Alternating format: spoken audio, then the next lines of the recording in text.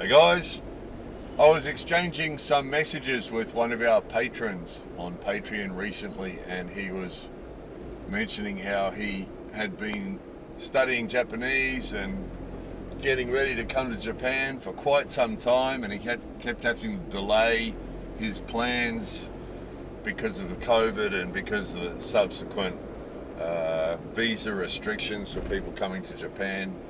Very few people allowed in at the moment, so it's very difficult to get a visa to come to Japan at the moment. So he was sounding pretty disheartened, like he was close to giving up.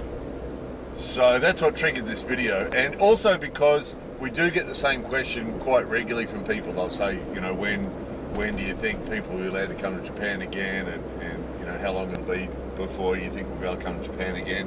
So it's been really frustrating for those people like our friend on Patreon who've been wanting to come for a long time. The last couple of years have been extremely frustrating, of course, because the Japanese government sort of softened up on the visas and then tightened up again and softened up again and tightened up again.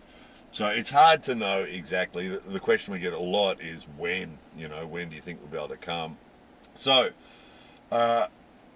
it's difficult to know the answer to that, of course, but the good thing is that there are all sorts of pressures on the Japanese government to start letting foreigners come in again.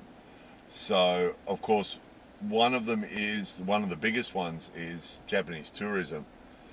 And, as we've mentioned before, we've seen through our friends on the English Friendly Directory, the business owners on the English Friendly Directory who own hotels and restaurants and tour companies and anybody that sort of relied on the tourism industry for their customers. Obviously, he's had a terrible time over the last couple of years. And tourism represents a fairly big piece of income for the Japanese government, and for the Japanese economy. So obviously there's a lot of pressure there for the Japanese government to start letting tourists in. Recently we've been seeing some campaigning from some big Japanese companies and other groups trying to encourage the Japanese government to let workers come in, because there are a lot of big Japanese companies and small that rely on foreigners for various skills and to perform various tasks. So as we mentioned in a video recently, the aging Japanese population means that Japan is more and more relying on foreign labour and foreign expertise and foreign workers. So there's a lot of pressure from governments, from companies, big companies and small companies, and all sorts of industry organisations putting pressure on the Japanese government to start opening the doors and letting people come in. Also business groups, because there's a lot of business groups that do international business, and they need foreign business people to be able to come to Japan to do business with them.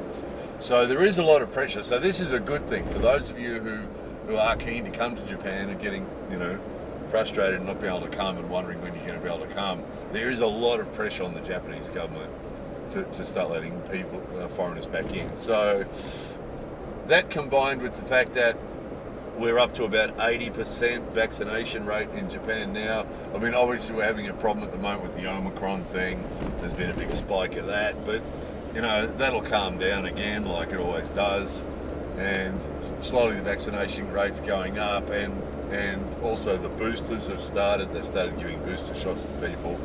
So slowly we'll start to get the COVID thing under control here a little bit more, as other countries are as well. So with all that said, who knows as far as when, the only thing we could say would be don't give up, because it's not forever. This COVID thing's not forever, thank God. Feels like it's forever, doesn't it? Feels like it's forever. We've got a little person in our family who's only 4 years old, and for that person it has been forever. That little person can't remember a world without COVID, which is pretty terrible, isn't it? But it's not forever. It's not forever. It wouldn't be surprising if it is forever, these effects of it, as far as what we can and can't do, the restrictions resulting from it aren't forever. Whether we end up just accepting it like an influenza and that it's something that will always be around, or, we've heard all these things on the internet. We're we're not experts about COVID, so we don't know. We don't know whether they'll stamp it out and it'll all be gone, or like some other people say, no, it'll be around forever and it'll keep popping up. Either way, we're not going to see all these countries around the world closed off from all the other countries because of this forever, are we? You know, Japan can't leave its doors closed forever. So, you know, they have to let people in. So, you know, don't give up on your dreams. It's going to happen. We've just got to be patient. You know, it's the same as our friends that own their tourism-related businesses in Japan. It's been a horrible couple of years for those guys. You know, but again, it's not forever. If they can just stick it out, you know, until this nonsense passes, could imagine what it's going to be like when it is over. You know, when the doors do open again and life does get back to normal. Imagine what it's going to be like. You know, people are going to come from everywhere, and you know, the people who've been hanging out to come and bursting to come, and you know, will start coming from everywhere. So we anticipate that those businesses in Japan, the tourism businesses that have been struggling, you know, will suddenly be extremely busy, won't they? Because everybody's going to be coming. And the same with the business. People are coming for work. You know, things like English schools, that's one of the most common questions we ask. People who want to come to Japan and teach English. And obviously, you know, English schools rely on foreigners. They have the JET program, you know, where people come and teach English here for a year. That's a really popular program for people who want to come to Japan for a year. Come and get a job teaching English in an English factory here and for a year.